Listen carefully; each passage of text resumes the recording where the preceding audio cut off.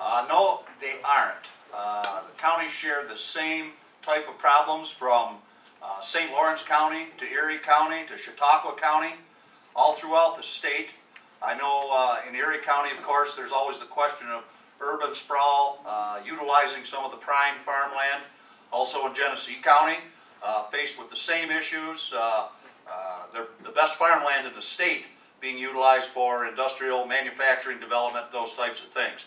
So we're very united on the fact that we want to protect the very best farmland New York has to offer.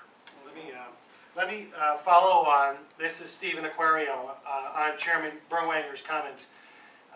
We had a discussion on rural and urban center farming here today. So perhaps a supplement to that question deals with, or to that response to that question, deals with how can urban centers participate in delivering or producing food grown in New York State. If we're able to ship in apples from New Zealand to Buffalo, why can't we have similar types of apples grown in New York State shipped to Buffalo at a competitive price?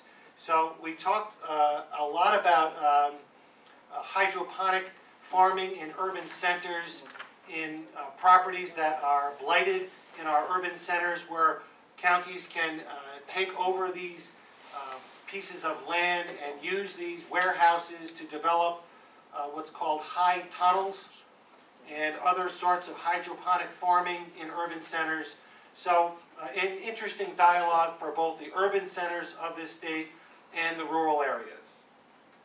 Does that mean that you're backing a lot of the state's brownfields programs so that in Erie County, for example, the development would be on old brownfields and avoid moving out into greenfields? What we are suggesting today is the subcommittee wanted to take a look at, yes, to take a look at some of these communities that nobody wants to take title to and that just sit there in a condition where they cannot be developed. We're not taking positions to move to greener areas outside the brownfield center, but perhaps we could look at different types of warehouses and properties where we could use these types of hydroponic farming. Are there obstacles to it? We've had problems here on a couple of hydroponic attempts. Are there everybody wants legislative changes in Albany. Are there legislative changes that would make it easier?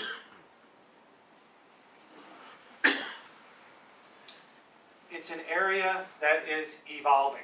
It's an issue area that is relatively new, that's out there, that just came to our attention over the last several weeks by way of correspondence from the membership.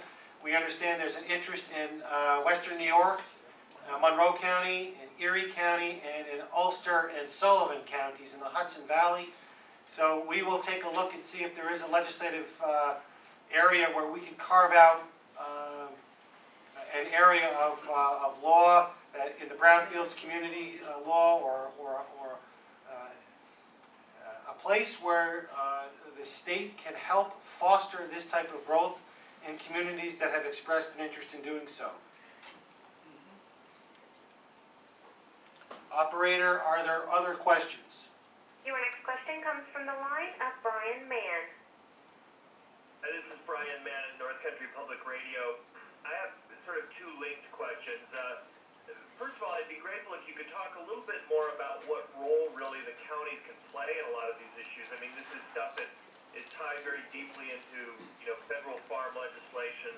And secondly, counties, as far as I can see, are just absolutely desperately low on cash for their existing programs. And I'm wondering if there really is